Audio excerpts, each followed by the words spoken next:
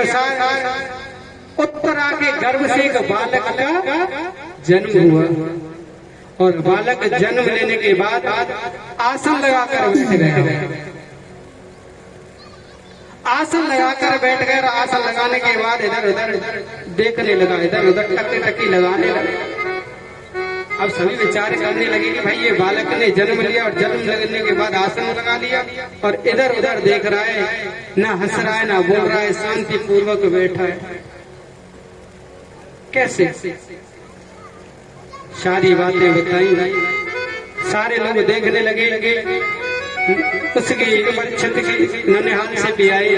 इधर मेरे गोविंद जो कि उसके बाबा की नंसार से आए। गोविंद आए और गोविंद को देखा तो गोविंद की गोद में आते राजा परीक्षित मुस्कुराने लगे, खिलखिलाने लगे। खिलखिलाते रहे, बहुत ही खिलखिलाए और खिलखिलाने के बाद धीरे धीरे समय के अनुसार सारी बातें विचार करने के बाद उसी समय उसका नाम क्या रख दिया? परीक्षित। जो दूसरों का परीक्षण करे उसे कहते हैं परीक्षित, क्योंकि उसने परीक्षण किया और परीक्षण करने के बाद जैसे गोविंद आए तो गोविंद को देखने के बाद मुस्कुराने लगे। क्या परीक्षण कर रहा था राजा परीक्षित कि वो कहाँ है जिसने मुझे गर्भ में दर्शन दिया? वो कहाँ है? वो नारायण कहाँ है? भगवान कहाँ है वो?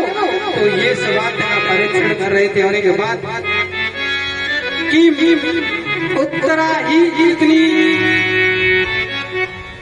बड़ी माता है जिसके घर में भगवान और भक्त दोनों साथ साथ आए, लेकिन किसी भी मैया के घर में भगवान और भक्त आज तक साथ साथ में है। कितनी सुंदर झांकी थी।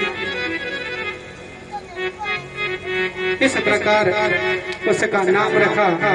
इधर भगवान अपने नगर को जाने लगे तो अर्जुन को अपने साथ ले गए। कहने लगे, अर्जुन चल, काफी समय हो गया, तू मेरे साथ द्वारका नगरी चल, द्वारकापुरी चल, भ्रमण करके आ। काफी समय के बाद आज दोनों द्वारकापुरी पुनः पहुंचने के बाद समय के अनुसार मेरे गोविंद ने सारी लीलाएं संपूर्ण की और संपूर्ण करने के बाद गोविंद इस धरा धाम को छोड़ते समय कहने लगे, गोविंद अर्जुन इन गोपियों को अपने साथ ले जा और मेरी ये सारी लीलाएं पूर्ण हो चुकी है, मैं अपने धरा धाम को जा रहा हूँ। आज मेरे गोविंद ने उन गोपियों को उनके साथ कर दिया और करने के बाद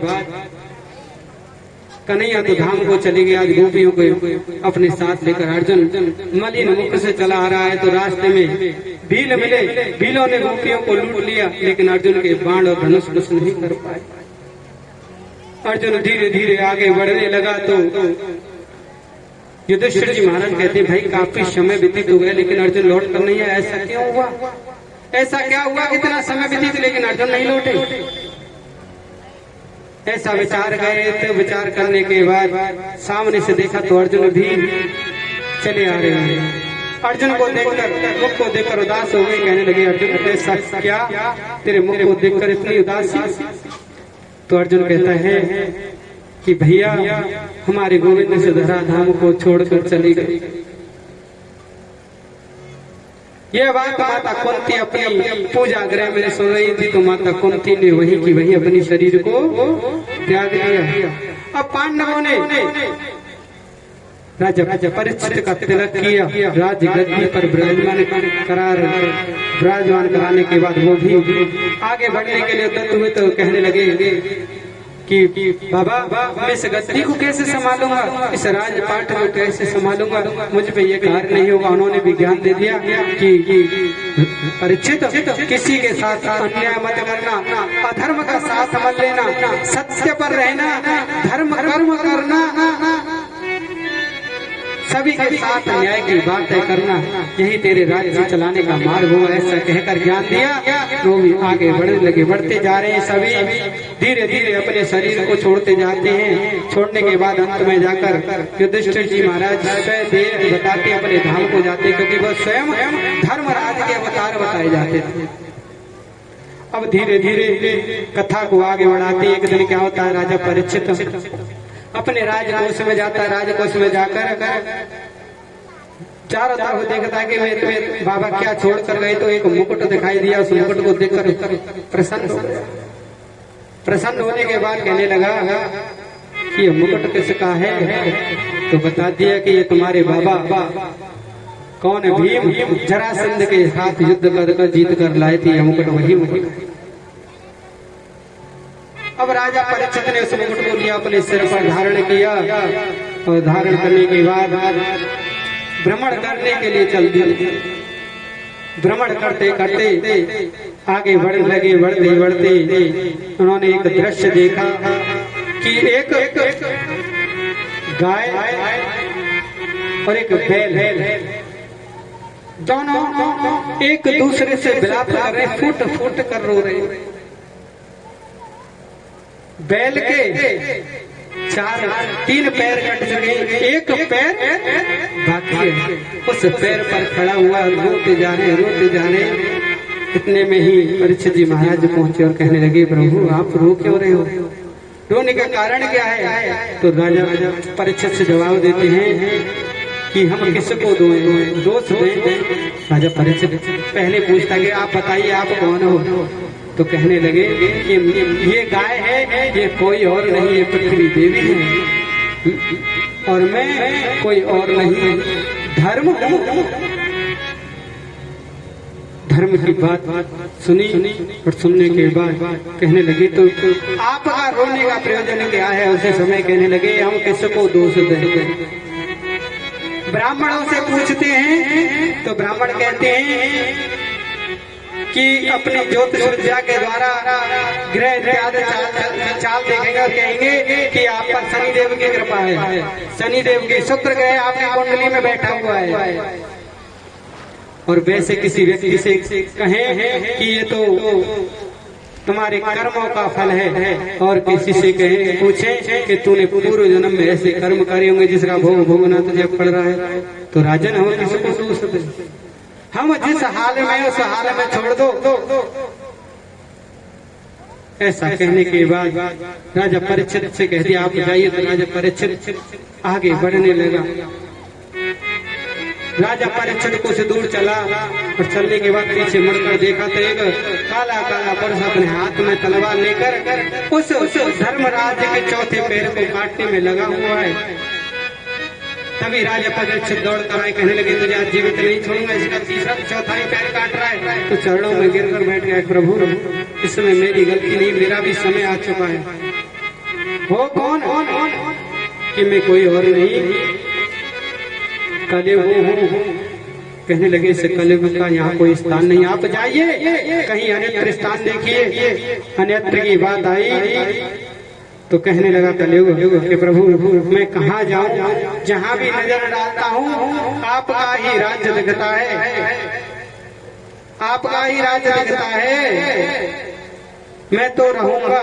तभी उन्होंने अपना धनुष और बाण लिया और कलयुग के ऊपर छोड़ दिया। तो कलयुग चारों लोकों में भ्रमण कर कर पुनः भगवान राजा परीक्षित के चरणों में आकर गिरकर कहने लगा राजन मुझे कोई भी बचा नहीं सकता, कोई भी स्थान नहीं, मुझे कोई स्थान दे दो।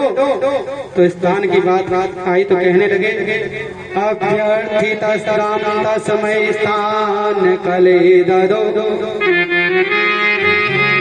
दूतम पानम स्त्रिय सोनम यत्र धर्म चतुर्विध दूतम जहाँ जुआ खेला जाता, पानम जहाँ मदरा का पान किया जाए, स्त्रिय सोनम जहाँ वैश्य प्रवृत्ति हो, धर्म चतुर्विध। इतना कहने के बाद कहने लगा इसमें मेरी गुजारा नहीं हो, मेरा परिवार भी इतना लंबा महाराज, तो एक स्थान और दे दो कोई छोटा मोटा। इतने में भी कह दिया धातु नाम अपनी कांचन, तेरा सोने में भी वास देता हूँ। इतनी बात कहने के बाद कहने लगे एक बात और जो अन्याय के साथ कमाया हो उस धन में उस सोने में तुम वास करना। अब तो कलयुग कहता है कि राजा अब तो मैं तुझे देख उसी समय राजा के मुकुट पर जाकर सवार हो गया। अब तो राजा की बुद्धि भी विकृत कर दी। अब राजा बाहर निकला और भ्रमण करते करते उसे भूख प्यास लगने लगी और भूख प्यास के कारण वह एक कुटिया पर पहुंचा। उस कुटिया पर पहुंचने के बाद राजा इधर उधर देखने लगा, कुछ दिखाई नहीं दिया। आवाज देने लगा कि मैं एक चक्रवर्ती राजा हूँ, मुझे जलपान दो, भोजन की व्यवस्था करो। वो कुटिया किसकी थी? श्रृंगी ऋषि की।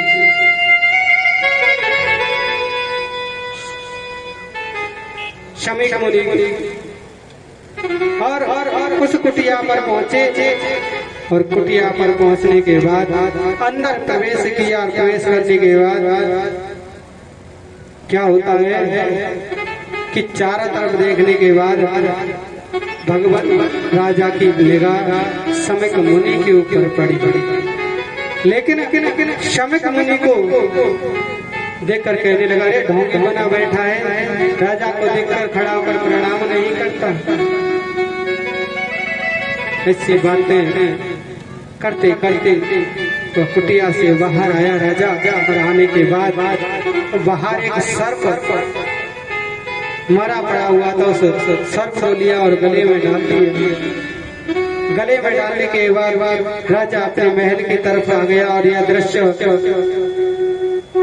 उसके शिष्य देख रहे थे ऋषि के, और शिष्यों ने देखते ही वहां से दौड़ते दौड़ते गए और उनके पुत्र श्रृंगी के पास गए और कहने लगे कि भैया श्रृंगी, एक राजा आया, उस राजा ने मरे हुए सर्प को लाकर आपके पिता के गले में डाल दिया और वहां से चला गया। तो उसी समय उनका भी पुत्र शमीक मुनि का पुत्र भी एक तेजस्वी बालक था, उसी समय जल लिया। उसी समय जल लिया और जल लेने के बाद श्राप देने लगा मंत्रित कर कर इति लंघति मर्यादाम तच्छक समेहने यदं स्मृति कुलहंकार तदेतद् द्रोहम्। राजा इति लंघति मर्यादाम तच्छक समेहने, तूने राजन अपनी मर्यादा का उल्लंघन किया है, तुझे मैं श्राप देता हूँ, यही तक्षक सर्प 7 दिन तेरे बाद मृत्यु का कारण बनेगा, यही सर्प तुझे आकर काटेगा। श्राप दिया और श्राप देने के बाद दौड़ता दौड़ता अपने पिता के पास आया और फूट फूट कर रोने लगा। इतने में शमीक मुनि की आंखें खुल गई और कहने लगे, बेटा इस प्रकार क्यों रो रहा है? शमीक मुनि ने देखा कि मेरे गले में सर्प है, सर्प को गले से बाहर किया, बेटा क्यों विलाप कर रहा है? तभी कह दिया, पिताजी एक राजा आकर आपके गले में सर्प डाल गया, तो बेटा तूने कोई ऐसा अनर्थ तो नहीं कर दिया? तो कहने लगा कि पिताजी मैंने उसे श्राप दे दिया है, आज से 7वें दिन उसकी मृत्यु हो जाएगी। अब तो कहने लगे भगवत शमीक मुनि कि बेटा तूने तो बहुत बड़ा अनर्थ कर दिया, तुझे ऐसा नहीं करना था कि ऐसा राजा बड़े ही भाग्य से मिलता है, बड़ी ही कृपा से मिलता है, ऐसा राजा किसी को प्राप्त नहीं हो सकता। शमीक मुनि ने अपने शिष्यों से कहा कि राजा से जाकर कह दो कि आज से 7 दिन बाद उसकी मृत्यु होने वाली है, मृत्यु निकट है, अपनी मृत्यु का कोई उपाय सोच ले।